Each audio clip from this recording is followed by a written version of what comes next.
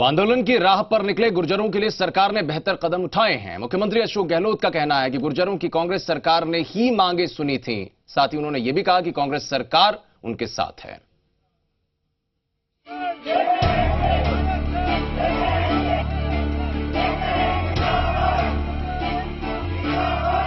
आरक्षण के लिए आंदोलन कर रहे गुर्जरों के प्रति गंभीर गहलोत सरकार सकारात्मक कदम बढ़ा रही है। सरकार के पास कई तरह के विकल्प हैं जो गुर्जरों के सामने रख सकती है। पहला ये कि मोर बैकवर्ड क्लास का दायरा 1% से बढ़ाकर 5% करने के लिए सुप्रीम कोर्ट में प्रार्थना पत्र लगा सकती है। 2018 में गंगा सहाय शर्मा की लगी याचिका पर एमबीसी आरक्षण का मामला हाई कोर्ट पहुंचा था, जहां अदालत ने इससे जुड़े विधेयक पर रोक लगा दी थी। फिर मामला सुप्रीम कोर्ट में पहुंचा तो कोर्ट ने यह कहा कि सरकार विधेयक तो ला सकती है, लेकिन 50% के ऊपर आरक्षण नहीं दिया जा सकता।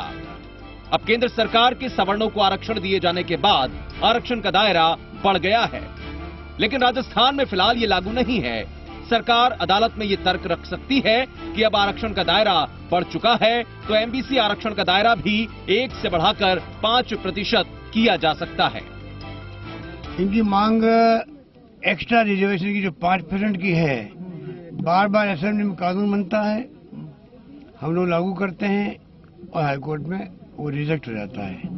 अभी भी जो उनकी मांग है वो मांग तब पूरी होगी, तब संविधान में संशोधन होगा।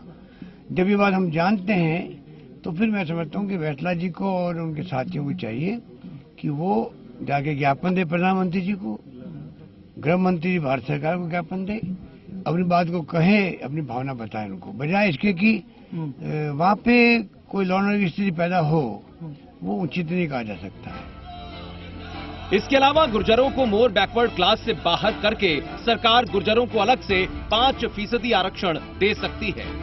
पहले 5% आरक्षण देने में समस्या 50% के दायरे को लेकर आ रही थी, लेकिन अब केंद्र में मिले सवर्णों को आरक्षण के बाद आरक्षण का दायरा बढ़ सकता है।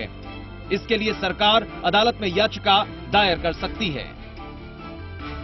हालांकि अभी पूरे मामले को लेकर सरकार सुप्रीम कोर्ट और कानूनी जानकारों से रायशुमारी कर रही है, क्योंकि आरक्षण का दायरा फिर बढ़ा तो एक बार फिर से मामला अदालत में जा सकता है। लिहाजा सरकार हर कानूनी पक्ष को पुख्ता करके कदम आगे बढ़ाएगी।